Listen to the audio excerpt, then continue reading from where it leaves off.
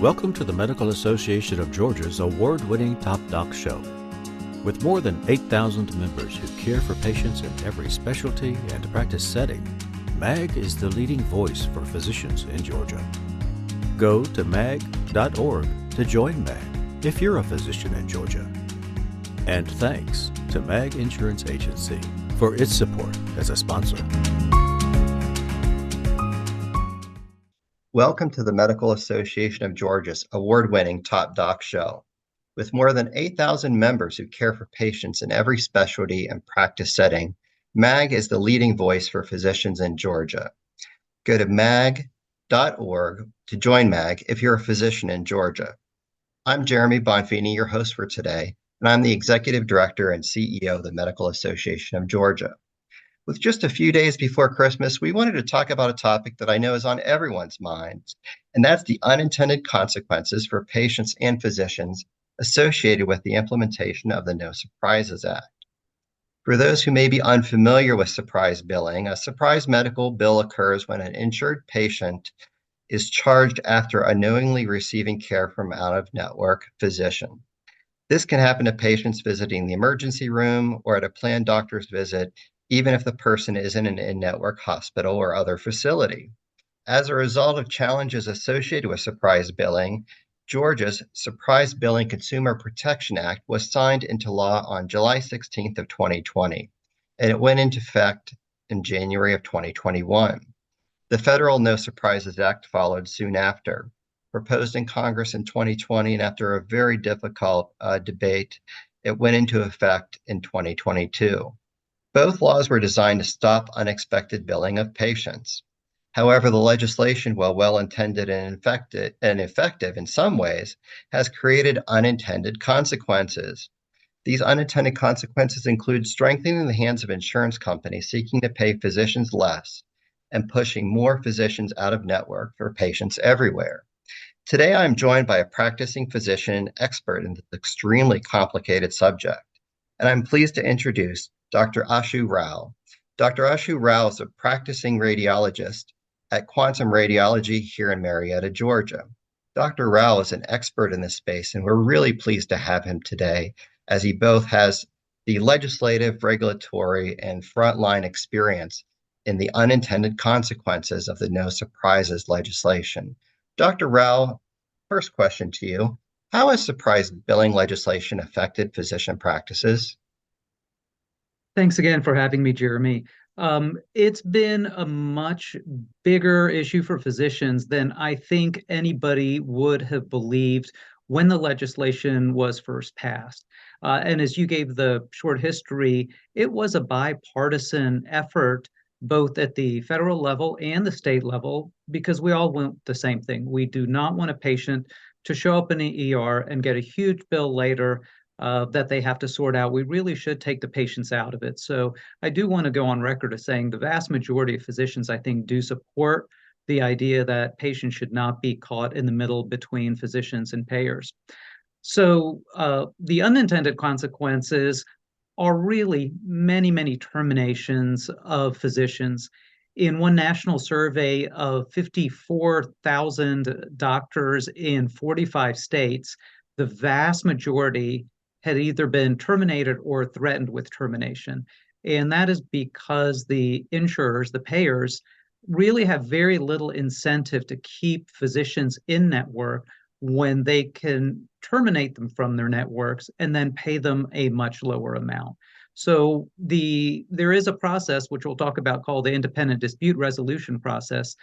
The amount of claims that they predicted they would get were passed by an order of magnitude from the number of claims. And a lot of this stems, the unintended consequences stem from a good law and a well-meaning law. And it's really the implementation by CMS and HHS, in that the actual rules were very heavily tilted in favor of the insurance companies. And this led to a spate of lawsuits, which actually makes it even more confusing for physicians who may get a termination letter out of the blue from one of the major insurers. And those lawsuits, there's been four major lawsuits termed TMA 1 through 4. And without getting into the specifics, it was very, very difficult for physicians having been terminated to submit paperwork to this process, the IDR independent dispute resolution process, that was supposed to really be an even playing field. We would submit why we thought we would get paid, should get paid a certain amount. The insurers would make a calculation, and then the independent dispute resolution arbitration firms would do a baseball style arbitration. It's called each person submits one number, and the most quote fair number as adjudicated by the IDR firm would prevail. So that has been so heavily tilted in many ways. One of them is, and I know these terms are arcane, but we were terminated in the pandemic in spring of 2020. And we didn't know what an IDR or a QPA was, but we had to find out very, very quickly to protect ourselves and protect our patients because they continue to get surprise bills.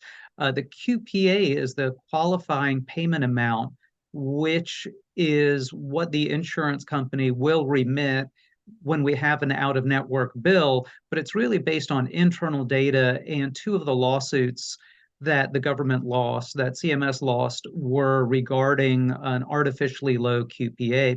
And I will say it's unprecedented for CMS to lose four back-to-back lawsuits regarding their implementation. All right, and tell us a little bit more about the QPA. As I understand it, the insurance company set the QPA, and that's led to artificially low reimbursements based on the QPA. What other factors do they use to determine payment? So the Congress quite explicitly said in the legislation, in the No Surprises Act, there's a number of different factors to use. The QPA should just be one of the factors. And when CMS did their interim final rule, it said that the QPA was actually the baseline from which everything else forms. And the judge in the case said that's clearly not the case, and that was vacated.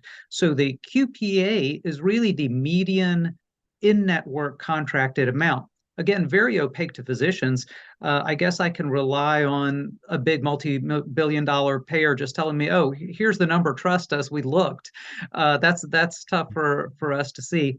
Also, if it is to be the median in-network amount, um, there's a lot of problems with that because, for example, my wife is a family practice doctor, and it may be in her contract she can read an L-spine MRI, even though she would never read an MRI as a family practice doctor. Technically, that rate is out there, and insurers had been using what are called ghost rates, that were not attributable to a specialty that was then in contract under nominal contract, but really never charge it.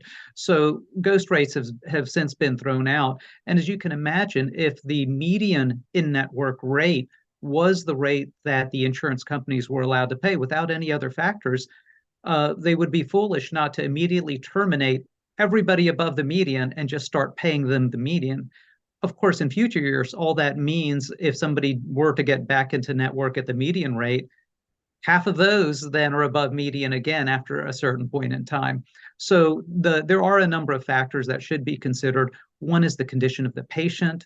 One is the breadth and scope of services that a physician practice may offer, the training of the physician involved, and then anything specific to that specific patient's care in terms of acuity. So in the legislation, all of those factors should be looked at equally or weighted by the IDR firm. And instead, when the original rules came out, the QPA was given more weight than everything else, and then all the other factors were supposed to contribute in some way based on the QPA.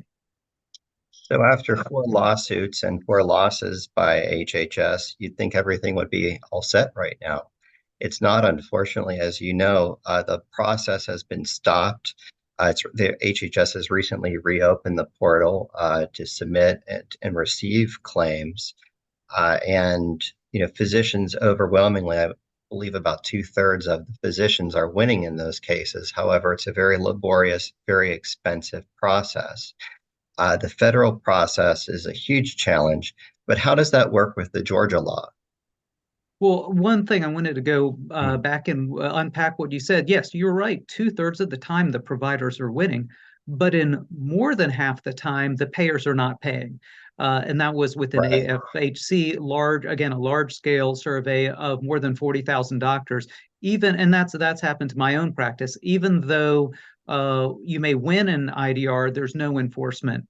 So luckily, Georgia's Surprise Billing Consumer Protection Act, and kudos to our Georgia legislators for really looking out for patients and coming in ahead of the federal government's program.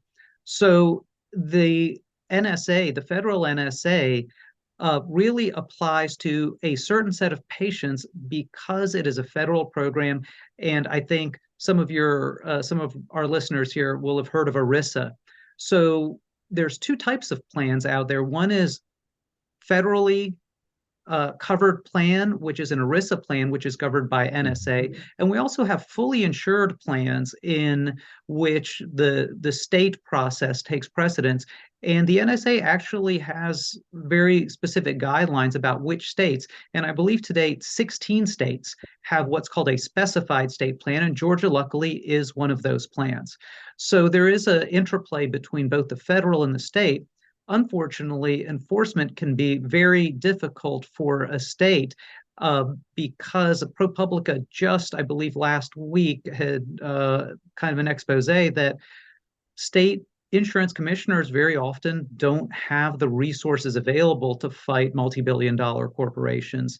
Here specifically, one of the challenges that's been very tough for us and other physician practices I talk to is something called batching. Obviously, when one takes care of a patient, often there's many services involved. Speaking at least from a radiology standpoint, a typical emergency patient who is covered by the No Surprises Act, both state and federal, probably has a head CT, a lumbar and thoracic spine CT. When they originally proposed the rules, there was batching, meaning how many could you submit? And originally, a thoracic spine CT is a different procedure than a lumbar spine CT, even though it was the same patient, same provider during the same encounter. So some batching was needed there. So we were allowed to put multiple claims together, but here's the tough part is when we put many claims together, we had no way of knowing which patients, for example, we looked from insurer ABC, we looked at 50 head CTs. We did not know which patients out of those 50 were covered by the state plan and which were covered by the federal plan. So we might submit, and this happened to us, we might submit a batch to the federal IDR system, and the insurance companies who know exactly who's insured, but we don't, can point to any one of those. So actually looking at their own auditing data for the federal IDR process, the majority of batches were actually ineligible because as providers, there was no way to know that plan X41-2B was whether that was a federal plan or a state plan. And same thing with the state insurance. If we were to use the state's IDR process, very difficult for us to know in a batch set of patients who was covered by ERISA and therefore ineligible.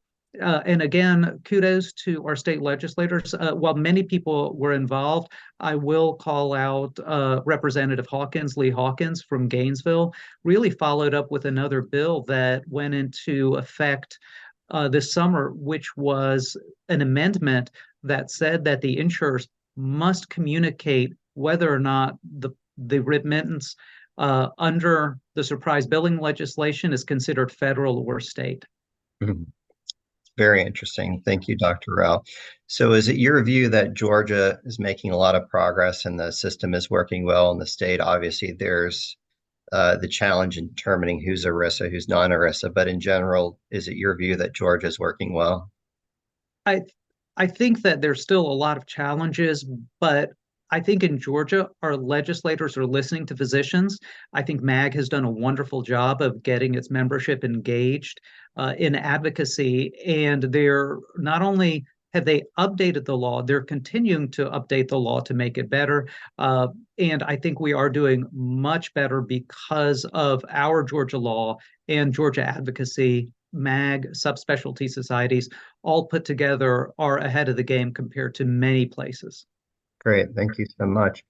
One of the I think, most scary situations is the payer termination. Coming out of the blue, practices may be surprised, they may be unaware of the arcane nature of surprise billing. What should physicians do if they face payer termination? That is very scary.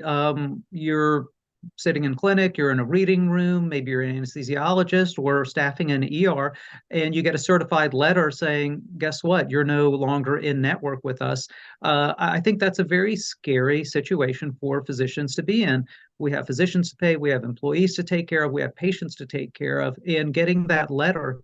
So I would say, first of all, contact MAG members should contact MAG is a wonderful advocacy team, and also your specialty societies, the American College of Emergency Physicians, American College of Pathology, American College of Radiology, all have teams that understand the very, very intricate legislation and can help people navigate it.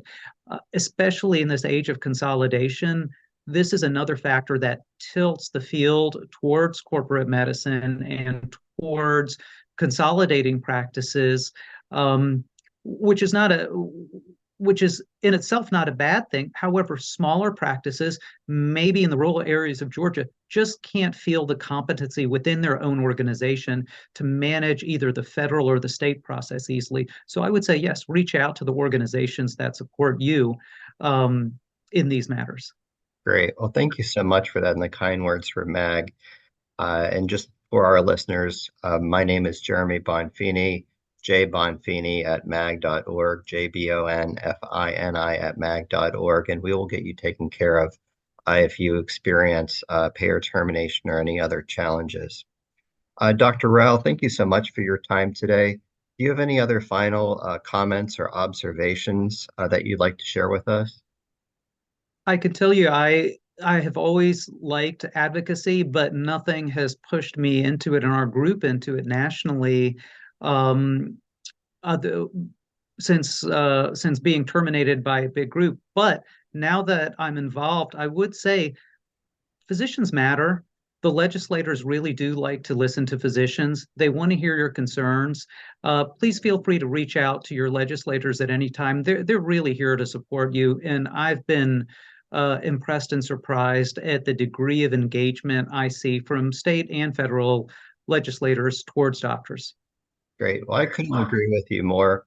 I was inspired to take my journey in organized medicine by Jack Cochran, the former executive director of the Permanente Medical Group, who stated that physicians have disproportionate opportunity to influence healthcare, and as a result, we have a disproportionate impact. So I wish we had 100 more of you, Dr. Rao. We could take over the world. But in that case, we'll just focus on surprise billing and bringing some rationality and sanity to this unintended mess. I want to thank our listeners today. Thanks for watching this episode of Top Docs. Please share this program with your colleagues, family, and friends. Remember to follow MAG on Facebook and Twitter. Don't forget Doctors' Day, Physicians' Day at the Capitol coming right up on February 7th at 8 a.m., February 7th of 2024 at 8 a.m. We want to see you at the Capitol. And don't forget that you can get past episodes of the show at mag.org/topdocs. From everyone at MAG, we look forward to catching up with you on the next episode of Top Docs. Thank you and have a great day. Thanks for watching this episode of Top Docs.